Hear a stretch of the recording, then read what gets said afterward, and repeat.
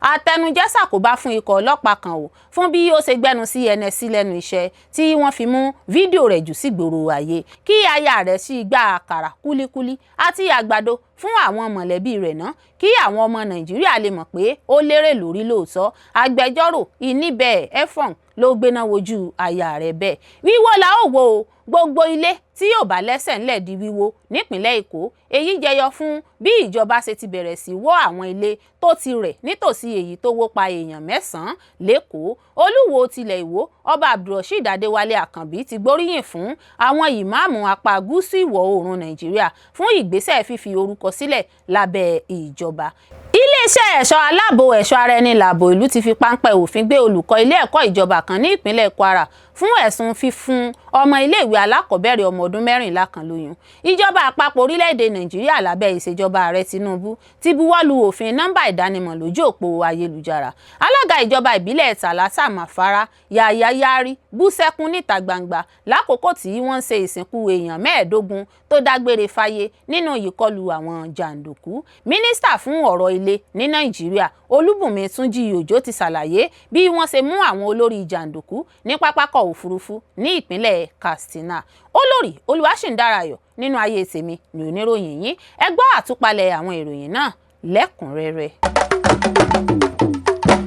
Ẹ káàbọ̀ sí ìkànnì Drive TV. Fún ìgbà àkọ́kọ́ ẹ gbìyànjú láti like, share, subscribe kẹ́ ẹ lè máa gbádùn wa lóòrèkóòrè.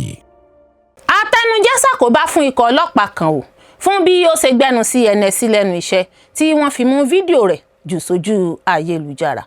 Fọ́nrán fídíò ikọ̀ ọlọ́pàá kan tó ti hàn dé báyìí lórí ìtàkùn ayélujára nínú èyí tí ó ti ṣàfihàn ikọ̀ ọlọ́pàá ọ̀hún níbi tí ó ti ń bá àwọn èèyàn tó wà nínú ọkọ̀ ayọ́kẹ́lẹ́ tí ó dá dúró tàkúrọ̀sọ tí ó sì náwó gba ìgò ọtí líle táwọn ọmọ líle máa ń mu ìyẹn ọtí NSC lọ́wọ́ wọn tí òun náà sì gbẹnu sí dáàjẹ́ lẹ́nu iṣẹ́. Nínú fọ́nrán fídíò ọ̀hún gẹ́gẹ́ bí ohun ẹnu rẹ̀ tí ó jáde ńṣe ló ń pe òǹkà báǹkì àkáǹtì nọ́mbà rẹ̀ fún àwọn èèyàn inú ọkọ̀ pẹ̀lú bí ó ṣe tún ganu sí NSC tó gbà lọ́wọ́ wọn. Ọ̀pọ̀ àwọn èèyàn tí wọ́n wo fọ́nrán fídíò ọ̀hún ni wọ́n ti wá bu ẹnu àtẹ́ lu ohun tí ikọ̀ agbófinró ọlọ́pàá náà ṣe lẹ́nu iṣẹ́. Wọ́n ní bí ó ti máa ń bẹ̀rẹ̀ nìyẹn tí ó fi máa di pé wọ́n á dojú ìbọn kọ ènìyàn tí wọ́n bá dá dúró lójú ọ̀nà. Àbí kí ni ẹni tí ó gbé ìbọn lọ́wọ́ ò lè ṣe tí ó bá mu tí ó tán? Ikọ̀ agbófinró ọlọ́pàá náà pẹ̀lú ìbọn tí ó gbé kọ́rùn ni ó ń bá àwọn èèyàn inú ọkọ̀ ọ̀hún sọ̀rọ̀. Ọ̀pọ̀ èèyàn ló koro ojú sí i tí wọ́n sì ní kí iléeṣẹ́ ọlọ́pàá rí dájú pé wọ́n ṣàwárí rẹ̀ wọ́n sì gbàṣọ lọ́rùn rẹ̀ torí kò yẹ lẹ́nu iṣẹ́ ọlọ́pàá. Gẹ́gẹ́ bí wọ́n ṣe wí, ọ̀gá àgbà ọlọ́pàá gbọ́dọ̀ ṣàwárí rẹ̀ kí wọ́n ó sì fi jófin fún bí ó ṣe gbẹnu sí NSC lẹ́nu iṣẹ́. Kí aya rẹ̀ sì gba àkàrà kúlíkúlí àti àgbàdo fún àwọn mọ̀lẹ́bí rẹ̀ náà kí àwọn ọmọ Nàìjíríà lè mọ̀ pé ó lérè lórí lóòótọ́. Agbẹjọ́rò Ìníbẹ̀ Efong ló gbéná wojú aya ààrẹ bẹ́ẹ̀. Agbẹjọ́rò tó tún jẹ́ ajàfún ẹ̀tọ́ ọmọnìyàn Ìníbẹ̀ Efong tí kóró ojú sí àwọn ọ̀rọ̀ tí aya rẹ̀ Sẹ́nẹ́tọ̀ Olúrẹ̀mí Tinubu sọ láìpẹ́ níbi tó ti gba àwọn ọmọ Nàìjíríà níyànjú láti bẹ̀rẹ̀ àwọn òwò kéékèèké. Nínú àtẹ̀jáde kan lójú òpó Twitter rẹ̀ ní ọjọ́ àbámẹ́ta Sátidé, Efong sọ pé kí aya rẹ̀ kọ́kọ́ dá irú àwọn iṣẹ́ bẹ́ẹ̀ sílẹ̀ fún àwọn mọ̀lẹ́bí rẹ̀ àti àwọn adarí àwọn obìnrin ẹgbẹ́ òṣèlú All Progressives Congress APC kí ó lè fi hàn pé ó ní ìgbàgbọ́ nínú àwọn iṣẹ́ náà. Ó kọ pé Sẹ́nẹ́tọ̀ Rẹ̀mí Tinubu yẹ kí ó kọ́kọ́ dá iṣẹ́ títa àgbàdo, àkàrà àti kúlíkúlí sílẹ̀ fún díẹ̀ lára àwọn ọmọ ẹbí rẹ̀ àti àwọn adarí obìnrin APC. Ìyẹn yóò fún àwọn ọmọ Nàìjíríà míì ní ìmísí láti bẹ̀rẹ̀ irú iṣẹ́ náà. Níwọ̀n bí ó ṣe gbà pé irú iṣẹ́ bẹ́ẹ̀ lè mú owó tó tó láti jẹun, san owó ilé, san owó ilé ẹ̀kọ́ àti bójútó àwọn àìní pàtàkì mìíràn. Agbẹjọ́rò náà tún bu ẹnu àtẹ́ lu ààrẹ Bọ́lá Ahmed Tinubu àti aya rẹ̀ nípa fífi ẹ̀sùn kàn wọ́n pé wọn kò ṣàkóso orílẹ̀-èdè yìí dáadáa. Ó tún kọ pé ìdílé tí ọkọ àti aya rẹ̀ bá jẹ́ oníwọ̀ra àti ìkà kò yẹ kí wọ́n súnmọ́ ipò ààrẹ orílẹ̀-èdè rárá. Bọ́lá Tinubu àti Rẹ̀mí Tinubu jẹ́ ènìyàn tí mo gbà pé wọ́n ní ìkà wọ́n sì lè fa ìpalára sí orílẹ̀-èdè. Àwọn ìran tó ń bọ̀ ní Nàìjíríà kò ní dáríjì ìran tó wà lọ́wọ́ yìí fún fífi àwọn aláìní ìfẹ́ aráàlú ṣàkóso orílẹ̀-èdè. Wíwó èwo la ó wò gbogbo ilé tí ò bá lẹ́sẹ̀ ńlẹ̀ di wíwó nípínlẹ̀ Èkó. Èyí jẹyọ fún bí ìjọba ṣe ti bẹ̀rẹ̀ sí wó àwọn ilé tó ti rẹ̀ nítòsí èyí tó wó pa èèyàn 9 lÉkòó. Láti mú àdínkù àti pínwọ́ ìjàmbá àti ikú òjijì, ìjọba ìpínlẹ̀ Èkó ti ń wó àwọn ilé tó wà nítòsí ilé alájà 3 tó wó lulẹ̀ lágbègbè Alákìjà Satellite Town lọ́jọ́bọ̀ Thursday, èyí tó pa ó kéré tán èèyàn 9 tí àwọn èèyàn tó 27 sì farapa. Ọjọ́ Ẹtì Friday ní ìgbésẹ̀ àwọn ilé tí wọ́n ń dà wó lulẹ̀ náà bẹ̀rẹ̀ pẹ̀lú èrò pé àwọn ilé náà léwu fún àwọn èèyàn agbègbè ọ̀hún.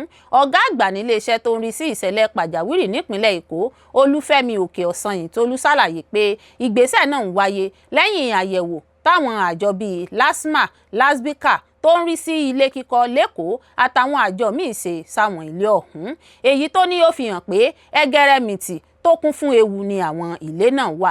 Nígbà tó ń ṣàlàyé ìdí tí àwọn ilé tó súnmọ́ èyí tí owó náà gbọ́dọ̀ fi di wíwó lulẹ̀, Ọ̀sanyìntólú tó léwájú ilé wíwó náà sọ pé ewu ńlá ló jẹ́ fáwọn òṣìṣẹ́ aláàbò tó ń ṣèrànwọ́ níbi ilé alájà 3 tó kọ́kọ́ wó náà. Ó ní ó ṣeé ṣe káwọn ilé náà ṣe ìjàmbá ńlá fáwọn òṣìṣẹ́ pàjáwìrì tó ń ṣiṣẹ́ níbẹ̀, bẹ́ẹ̀ ló tún jẹ́ ewu fáwọn èèyàn tó ń gbé níbẹ̀ àtàwọn tó mú létí wọn. Bákan náà ló ní aráàlú pàápàá kò mórí bọ́ nínú ewu táwọn ilé náà mú lọ́wọ́. Ìdí sì nìyẹn táwọn aláṣẹ fi tètè gbé ìgbésẹ̀ tí yóò dènà ìpayín keke mìíràn tí ó ṣeé ṣe kí ó ṣẹlẹ̀. Ọ̀sanyìntólú ṣàlàyé pé nǹkan bíi aago 4 ìrọ̀lẹ́ ọjọ́ Ẹtì Friday ni wíwó àwọn ilé tó wà nítòsí náà bẹ̀rẹ̀ pẹ̀lú àbójútó àwọn ẹ̀ka tó yẹ. Ìgbésẹ̀ àti dènà ìjàmbá ló sì jẹ́. Ó wá rọ aráàlú láti jẹ́ kí ètò yìí yé wọn kí wọ́n má ṣe rí bí ìwà ìkà rárá. Ọ̀gá àgbà LASTMA náà sọ pé fún ààbò ẹ̀mí àti dúkìá ni ìjọba ṣe ń ṣe èyí. Ṣe lọ́jọ́bọ̀ Thursday ọjọ́ 25 oṣù kẹfà ọdún 2026 yìí ní ìròyìn gbòde pé ilé alájà 3 kan ní kòríta Alákìjà Satellite Town nílùú Èkó déédéé wó lulẹ̀. Ṣáájú ni ìròyìn ti kọ́kọ́ sọ pé èèyàn 8 ló kú nínú ìṣẹ̀lẹ̀ náà tí wọ́n sì dóòlà ẹ̀mí èèyàn 26, ṣùgbọ́n nígbà tí yóò fi di ọjọ́ Ẹtì, òǹkà èèyàn tó kú ti di 9, bẹ́ẹ̀ ni èèyàn 27 ni wọ́n ti dóòlà àmọ́ tí wọ́n fi ara pa. Ṣáájú ìgbésẹ̀ ilé wíwó lulẹ̀ yìí, gómìnà ìpínlẹ̀ Èkó Babájídé Sanwó-Olú ti pè fún àyẹ̀wò àwọn ilé tó yẹ ní wíwó yìí tó sì ní ó ṣeé ṣe káwọn tó ń gbébẹ̀ káwọ́ pọ̀nyìn rojọ́ lọ́dọ̀ ìjọba. Sanwó-Olú sọ pé ìjọba ti ní káwọn tó ń gbé nílé alájà 3 tó wó náà kúrò níbẹ̀ ṣáájú àkókò yìí.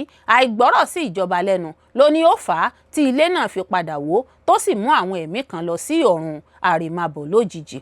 Ẹ̀wẹ̀, àjọ LSFRS tó ń rí sí ìṣẹ̀lẹ̀ pàjáwìrì nípínlẹ̀ Èkó náà sọ pé àwọn ti dóòlà èèyàn 26 nígbà tí èèyàn 8 pàdánù ẹ̀mí wọn níbi ilé alájà 3 tó wó lulẹ̀ náà. Ọ̀gá àgbà àjọ LASTMA ọ̀mọ̀wé Olúfẹ́mi Òkè-Ọ̀sanyìntólú náà sọ iye èèyàn tó kú níbi ìṣẹ̀lẹ̀ náà wípé 8 ni wọ́n. Ó ní àwọn òṣìṣẹ́ àdóòlẹ̀mí sì ń tẹ̀síwájú láti yọ àwọn èèyàn lábẹ́ ilé tó wó náà. Ọ̀mọ̀wé Òkè-Ọ̀sanyìntólú ní àwọn yóò tún máa fi tó aráàlú létí bí nǹkan bá ṣe ń lọ níbi ìṣẹ̀lẹ̀ náà. Àjọ LSFRS sọ pé ilégbèé ní ilé ọ̀hún èyí táwọn èèyàn ń gbé nínú rẹ̀ lásìkò tí ìṣẹ̀lẹ̀ ọ̀hún ṣẹlẹ̀. Èèyàn 10 ni wọ́n kọ́kọ́ yọ lábẹ́ ilé tó wó náà, wọ́n sì ti kó wọn lọ sí ilé ìwòsàn fún ìtọ́jú. Àjọ náà ní iṣẹ́ sì ń lọ láti yọ àwọn èèyàn míì tí wọ́n lè há sábẹ́ ilé tó wó lulẹ̀ náà. Àjọ LSFRS sọ pé ní nǹkan bíi aago 2 lọ́sàn-án kù díẹ̀ kó lọ lù ní àwọn gba ìpè wípé ilé kan ti dà wó ní Satellite Town. Ọ̀gá àgbà àjọ náà Margaret Adésẹ̀yẹ sọ pé lọ́gán làwọn òṣìṣẹ́ àjọ náà ti dé ibẹ̀ tí wọ́n sì bẹ̀rẹ̀ sí dóòlà ẹ̀mí lẹ́sẹ̀kẹsẹ̀. Olúwo tilẹ̀ Ìwó Ọba Abdulrasheed Adéwálé Àkànbí ti gbóríyìn fún àwọn ìmáàmù apá gúúsù ìwọ̀ oòrùn Nàìjíríà fún ìgbésẹ̀ fífi orúkọ sílẹ̀ lábẹ́ ìjọba.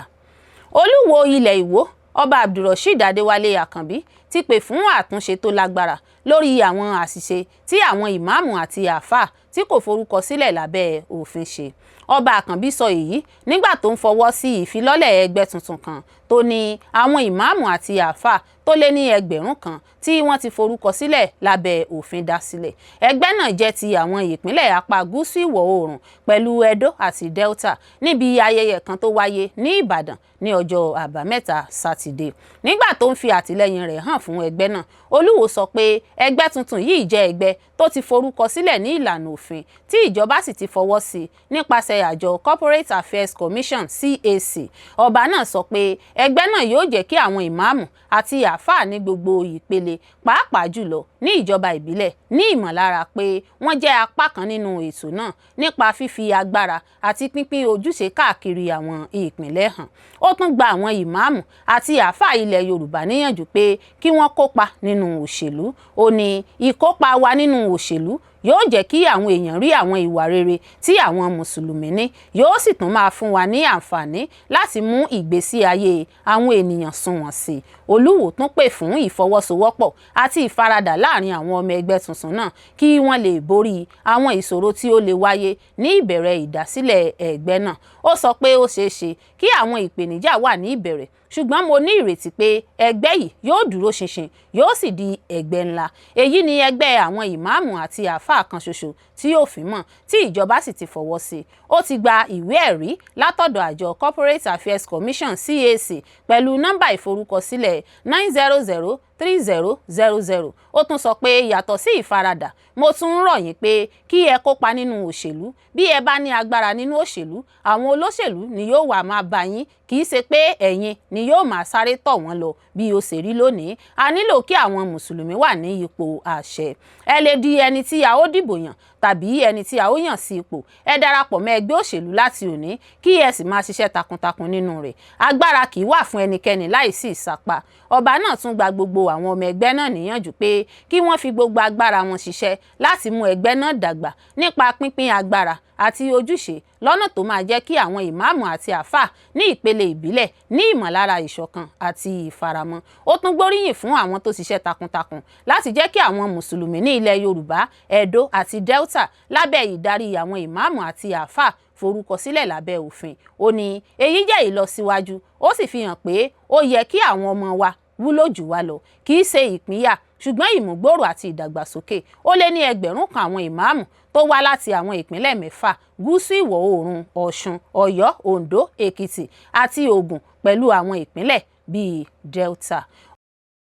Iléeṣẹ́ ẹ̀ṣọ́ aláàbò ẹ̀ṣọ́ ara ẹni láàbò ìlú ti fi páńpẹ́ òfin gbé olùkọ́ ilé ẹ̀kọ́ ìjọba kan ní ìpínlẹ̀ Kwara fún ẹ̀sùn fífún ọmọ iléèwé alákọ̀ọ́bẹ̀rẹ̀ ọmọ ọdún 14 kan lóyún. Àwọn òṣìṣẹ́ ẹ̀ṣọ́ aláàbò ẹ̀ṣọ́ ara ẹni láàbò ìlú ní ìpínlẹ̀ Kwara ti mú ọkùnrin kan, Àmùdá Olúbùkọ́lá, ọmọ ọdún 43 tó jẹ́ òṣìṣẹ́ ní ilé ẹ̀kọ́ alákọ̀ọ́bẹ̀rẹ̀ ìjọba kan ní Ìlọrin lórí ẹ̀sùn pé ó fún ọmọbìnrin akẹ́kọ̀ọ́ kan, ọmọ ọdún 14 lóyún. Gẹ́gẹ́ bí ìròyìn ṣe sọ, wọ́n fi ẹ̀sùn kàn pé ó ti ń bá ọmọbìnrin náà ní ìbálòpọ̀ léraléra títí di ìgbà tí ọmọ náà fi lóyún kí ọ̀rọ̀ náà tó tú síta. Nínú àkọsílẹ̀ kan tí agbẹnusọ NSCDC ní ìpínlẹ̀ Kwara, Michael Ayọ̀lá fi síta ní ọjọ́ Ẹtì, ó sọ pé ẹ̀ka tó ń bójútó ọ̀rọ̀ àwọn obìnrin àti ọmọdé ti bẹ̀rẹ̀ ìgbésẹ̀ lẹ́sẹ̀kẹsẹ̀ lẹ́yìn tí wọ́n gba ẹ̀dùn ọkàn nípa ọ̀rọ̀ náà. Ayọ̀lá sọ pé ọmọbìnrin náà fi ẹ̀sùn kan afurasí náà pé ó máa ń ṣe ìlérí pé òun ò fẹ́ òun ní ìyàwó kí ó tó máa fi ipá bá òun lò pọ̀. Ó tún sọ pé lákòókò àwọn ìṣẹ̀lẹ̀ náà, afurasí náà máa ń di òun lẹ́nu kí ó má bàa pariwo tàbí ké fún ìrànlọ́wọ́. Ó ṣàlàyé pé ìwà náà lu síta nígbà tí ara ọmọbìnrin náà bẹ̀rẹ̀ sí ní yí padà, èyí tí ó mú ìyá rẹ̀ lọ fi ẹjọ́ náà tó àwọn agbófinró létí. Gẹ́gẹ́ bí Ayọ̀lá ṣe sọ, ìyá ọmọ náà sọ fún wa pé ọmọbìnrin rẹ̀ lóyún. Ó sì ṣàlàyé pé oyún náà jẹ́ ti àbájáde ìfipábánilòpọ̀ tí afurasí náà ṣe sí. Nígbà tí àwọn olùṣe ìwádìí ń fọ̀rọ̀ wá afurasí náà lẹ́nu wò, ó jẹ́wọ́ pé òun ní ìbálòpọ̀ pẹ̀lú ọmọ náà, ṣùgbọ́n ó ní iṣẹ́ èṣù ni. Ní ìfèsì sí ọ̀rọ̀ náà, ọ̀gá àgbà àjọ NSCDC ní ìpínlẹ̀ Kwara, Abbas Mohammed, ṣàfihàn ìbínú rẹ̀. Ó sì ṣàpèjúwe ìṣẹ̀lẹ̀ náà gẹ́gẹ́ bí ìwà tí kò bójúmu tó sì tako ọlá àti ẹ̀tọ́ àwọn ọmọdé. Ó ní ilé ẹ̀kọ́ jẹ́ ibi tí a ti ń tọ́jú, dáàbòbò àti kọ́ àwọn ọmọ, kì í ṣe ibi tí wọ́n ti ń hu ìwà ipá àti ìwà ìbàjẹ́ sí àwọn ọmọdé. Ó tún kìlọ̀ pé ẹnikẹ́ni tó bá lo àìlóye tàbí àìlera àwọn ọmọdé láti fi yàn wọ́n jẹ, pàápàá nínú ilé ẹ̀kọ́, ti dá ẹ̀ṣẹ̀ ńlá sí àwùjọ. Ó ní irú ẹni bẹ́ẹ̀ yóò dojúkọ ìjìyà tó péye lábẹ́ òfin. Ìjọba àpapọ̀ orílẹ̀-èdè Nàìjíríà lábẹ́ ìṣèjọba ààrẹ Tinubu ti buwọ́lu òfin nọ́mbà ìdánimọ̀ lójú òpó ayélujára. Ààrẹ Bọ́lá Ahmed Tinubu ti fọwọ́ sí òfin National Identity Management Commission NIMC Act 2026 tí yóò sì ti di òfin ní Nàìjíríà. Òfin tuntun yìí ni wọ́n ṣe láti túbọ̀ mú ìlànà ìdánimọ̀ lórí ẹ̀rọ ayélujára ilẹ̀ Nàìjíríà lágbára sí i. Olùdámọ̀ràn pàtàkì fún ààrẹ lórí ìròyìn àti ìmúlò ọ̀nà ìbánisọ̀rọ̀ Báyọ̀ Ọ̀nànúgà ló kéde èyí nínú àtẹ̀jáde kan lójú òpó Twitter rẹ̀. Ó kọ pé ààrẹ Bọ́lá Tinubu ti fọwọ́ sí òfin National Identity Management Commission Act 2026 ní ilé ìjọba ní ọjọ́ Ẹtì. Olùdarí gbogbogbò àjọ National Identity Management Commission NIMC Dókítà Abisoye Koka Odùsọ̀tẹ̀ tó ń fi ìdí ìròyìn náà múlẹ̀. Ó gbóríyìn fún ààrẹ Tinubu pẹ̀lú fífọwọ́ sí òfin náà. Ó sọ pé ìgbésẹ̀ náà fi hàn pé ààrẹ ní ìfẹ́ gidi láti mú ìmọ̀ ẹ̀rọ dàgbà sí ní orílẹ̀-èdè yìí kí ọjọ́ iwájú Nàìjíríà lè dá lórí ìmọ̀ tuntun, ìgbẹ́kẹ̀lé àti àǹfààní fún gbogbo ènìyàn. Nínú àkọsílẹ̀ Koka Odùsọ̀tẹ̀, ó sọ pé òfin NIMC 2026 jẹ́ àfikún sí òfin ọdún 2007. Ó ṣàlàyé pé òfin tuntun náà dá ìlànà òfin tuntun sílẹ̀ tí yóò mú ohun amáyédẹrùn ìdánimọ̀ nọ́mbà àwọn ọmọ ilẹ̀ Nàìjíríà lágbára kí àwọn aráàlú sì lè rí àwọn iṣẹ́ ìjọba àti ti aládàáni ní ọ̀nà tó rọrùn àti tó dájú. Ó tún sọ pé òfin náà mú kí nọ́mbà ìdánimọ̀ orílẹ̀-èdè di ọ̀nà pàtàkì fún àmúdájú ẹni tí ènìyàn ń ṣe àti ìfìdí ìdánimọ̀ múlẹ̀ káàkiri Nàìjíríà.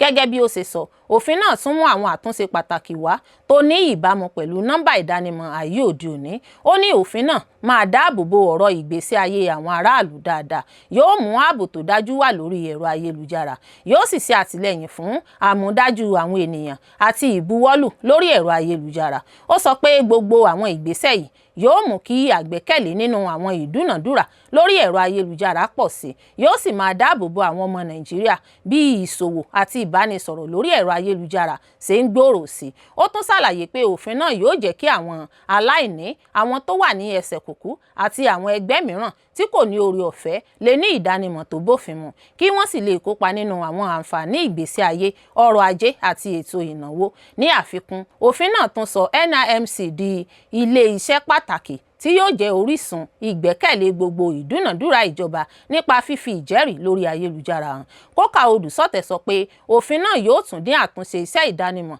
tó jọra wọn kù, yóò sì dá ìlànà kan ṣoṣo sílẹ̀ fún gbogbo nọ́mbà ìdánimọ̀ ní Nàìjíríà ní ìbámu pẹ̀lú àwọn ìlànà tó dára jùlọ lágbàáyé. Ó fi kún pé gẹ́gẹ́ bí ilé-iṣẹ́ tó jẹ́ orísun tó ní ìgbẹ́kẹ̀lé fún ìjọba, NIMC yóò máa ṣèrànwọ́ fún gbogbo àwọn ẹ̀ka ìjọba láti máa fi ìwé ẹ̀rí lórí ayélujára fún àwọn aráàlú àti àwọn òṣìṣẹ́, èyí tí yóò jẹ́ kí wọ́n lè fìdí òótọ́, orísun àti ìdánilójú àwọn ìwé ẹ̀rí múlẹ̀ ní ọ̀nà tó ní ààbò.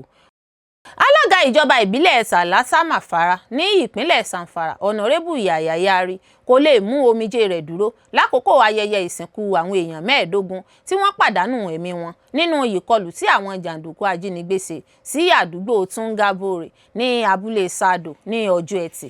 Ní àkókò náà, ó tún bẹ ìjọba àpapọ̀ pé kí wọ́n gbé ìgbésẹ̀ kíákíá láti fòpin sí ìṣòro àìsí ààbò tó ń burú sí ní ìpínlẹ̀ Zamfara. Fídíò kan tí Sahara Reporters ń fi hàn pé alága ìjọba ìbílẹ̀ náà sunkún gidigidi nígbà tó ń bá àwọn tó péjọ fún ìsìnkú àwọn olóògbé náà sọ̀rọ̀. Gẹ́gẹ́ bí akọ̀ròyìn nípa ọ̀rọ̀ ààbò kan, Batasin, tó pín fídíò náà lórí òpó ayélujára Twitter rẹ̀ ṣe sọ, Yahaya Yari lo àǹfààní náà láti pe mínísítà ìpínlẹ̀ fún ètò ààbò Bello Matawalle pé kí ó ṣàlàyé bí ìṣòro ètò ààbò ṣe le tó ní Zamfara fún ààrẹ Bọ́lá Ahmed Tinubu. Ó sọ pé Matawalle ni aṣojú kan ṣoṣo tí ìpínlẹ̀ Zamfara ní nínú ìgbìmọ̀ òṣìṣẹ́ àpapọ̀. Ó sì rọ̀ pé kí ó tẹnumọ́ fún ààrẹ pé ó ṣe pàtàkì kí ìjọba gbé ìgbésẹ̀ tó lágbára sí àwọn jàǹdùkú ajínigbé. Batasin sọ pé ìbànújẹ́ gba ọkàn Yahaya Yari nígbà tó ń wò bí wọ́n ṣe ń sin àwọn olóògbé náà. Ó ní omijé rẹ̀ fi ìrora tí ọ̀pọ̀lọpọ̀ àwọn ìdílé tó ti pàdánù àwọn olólùfẹ́ wọn nítorí ìkọlù àwọn jàǹdùkú ajínigbé náà ní hàn. Ó kọ pé omijé rẹ̀ fi ìrora ọ̀pọ̀lọpọ̀ ìdílé tí wọ́n ti pàdánù àwọn olólùfẹ́ wọn nítorí ìkọlù àwọn jàǹdùkú ajínigbé tó ń ṣẹlẹ̀ ní gbogbo ìgbà hàn. Zamfara nílò ìgbésẹ̀ kíákíá àti èyí tó lágbára kí ẹ̀mí àwọn aláìṣẹ̀ míì má bàa ṣòfò mọ́. Ní ìbẹ̀rẹ̀, Bakassi sọ pé àwọn ènìyàn 15, ọkùnrin 14 àti obìnrin kan ni wọ́n kú nínú ìkọlù tó ṣẹlẹ̀ ní Tungabore ní àdúgbò kan ní abúlé Sado tó wà ní ìjọba ìbílẹ̀ Salasa Mafara. Ó sọ pé wọ́n sin àwọn olóògbé náà ní alẹ́ ọjọ́ Ẹtì nínú ìbànújẹ́ ńlá àti ìbẹ̀rù nípa bí àìsí ààbò ṣe ń burú sí ní agbègbè àríwá ìwọ̀ oòrùn Nàìjíríà. Ó ṣàpèjúwe ìṣẹ̀lẹ̀ náà gẹ́gẹ́ bí àpẹẹrẹ tó fi hàn pé ìṣòro àìsí ààbò sì ń dojúkọ ọ̀pọ̀lọpọ̀ àwùjọ ní agbègbè àríwá ìwọ̀ oòrùn. Ó ní ìkọlù yìí tún fi hàn pé àìsí ààbò sì ń ba ọ̀pọ̀ ìlú jẹ́ ní àwọn ìpínlẹ̀ àríwá ìwọ̀ oòrùn. Ó sì ti fi ọ̀pọ̀ ìdílé sínú ìbànújẹ́ àti ìbẹ̀rù. Ìròyìn náà tún sọ pé ìpànìyàn tuntun yìí darapọ̀ mọ́ ọ̀pọ̀ àwọn ìkọlù tó ti ṣẹlẹ̀ tẹ́lẹ̀ tí wọ́n fi ẹ̀sùn kan àwọn jàǹdùkú ajínigbé tó ń ṣiṣẹ́ ní àwọn ìpínlẹ̀ Zamfara, Katsina, Sokoto, Kebbi àti apá kan ní Kaduna àti Niger. Fún ọ̀pọ̀ ọdún báyìí, àwọn olùgbé láwọn abúlé ní Zamfara ti ń farada ìkọlù léraléra tó ní í ṣe pẹ̀lú ìpànìyàn, jíjí ènìyàn gbé fún owó ìtúsílẹ̀, jíjí màálù àti bíba oko àwọn àgbẹ̀ jẹ́. Bó tilẹ̀ jẹ́ pé àwọn iléeṣẹ́ ààbò ń gbìyànjú láti dènà ìṣòro náà, ìwà ipá tó ń tẹ̀síwájú yìí ti mú kí ẹgbẹẹgbẹ̀rún ènìyàn fi ilé wọn sílẹ̀. Ó sì ti da iṣẹ́ àgbẹ̀ rú, ó sì ti mú ìṣòro pọ̀ sí ní ọ̀pọ̀ àwùjọ. Nítorí náà, àwọn olórí ìbílẹ̀ àti àwọn olùgbé ti ń bẹ ìjọba àpapọ̀ léraléra pé kí wọ́n gbé àwọn ìgbésẹ̀ tó múnádóko sí i láti mú ààbò padà bọ̀ sípò ní ìpínlẹ̀ Zamfara àti láti dáàbò bo ẹ̀mí àwọn aráàlú. Mínísítà fún ọ̀rọ̀ ilé ní Nàìjíríà, Olúbùnmi Òjó, ti ṣàlàyé bí wọ́n ṣe mú àwọn olórí jàǹdùkú ní pápákọ̀ òfurufú ní ìpínlẹ̀ Katsina. Mínísítà fún ọ̀rọ̀ ilé ní Nàìjíríà, Olúbùnmi Túnjí Òjó, ti ṣàlàyé bí wọ́n ṣe mú àwọn afurasí olórí àwọn ọmọ ẹgbẹ́ Boko Haram àti ISWAP 7 tó wà lára àwọn tí wọ́n mú ní ọ̀sẹ̀ tó kọjá ní pápákọ̀ òfurufú Katsina nígbà tí wọ́n ń padà láti ìrìn àjò Hajj ní orílẹ̀-èdè Saudi Arabia. Túnjí Òjó sọ pé àṣeyọrí ìṣẹ̀lẹ̀ nítorí àkọsílẹ̀ ìdánimọ̀ tí NIMC ti sopọ̀ mọ́ ètò Nigeria Immigration Service àti àwọn ètò ìfọwọ́sowọ́pọ̀ agbófinró lágbàáyé. Mínísítà náà sọ èyí ní ọjọ́ Ẹtì Friday nígbà tí ààrẹ Bọ́lá Ahmed Tinubu fọwọ́ sí òfin National Identity Management Commission NIMC Act 2026 láti di òfin. Gẹ́gẹ́ bí ìjọba àpapọ̀ ṣe sọ, òfin tuntun náà yóò mú ètò ìdánimọ̀ orílẹ̀-èdè Nàìjíríà lágbára sí i, yóò jẹ́ kí ètò ààbò orílẹ̀-èdè dára, yóò sì mú kí ìpèsè iṣẹ́ ìjọba sunwọ̀n sí i. Bẹ́ẹ̀ ni yóò sì máa mú lílo nọ́mbà ìdánimọ̀ lórí ẹ̀rọ ayélujára ní orílẹ̀-èdè yìí rọrùn sí i. Àwọn míì tó wà níbi ayẹyẹ fọwọ́ sí òfin náà ní ilé ìjọba l'Àbújá ni alága ilé ìgbìmọ̀ asòfin àgbà Godswill Akpabio, igbákejì alága ilé aṣojúṣòfin Ben Kalu, olórí ìṣàkóso ilé aṣòfin Julius Nwogbere, agbẹjọ́rò gbogbogbò ti ìjọba àpapọ̀ àti mínísítà fún ètò ìdájọ́ Lateef Fagbemi, aṣojú báńkì lágbàáyé Taimur Samad àti olùdarí gbogbogbò NIMC Abisoye Coker Odùsọ̀tẹ̀. Lẹ́yìn ìfọwọ́sí òfin náà, Túnjí Òjó sọ pé òfin tuntun yìí jẹ́ ìgbésẹ̀ pàtàkì nínú àtúnṣe tí ìjọba àpapọ̀ ń ṣe sí ètò ìdánimọ̀ ọmọ orílẹ̀-èdè yìí.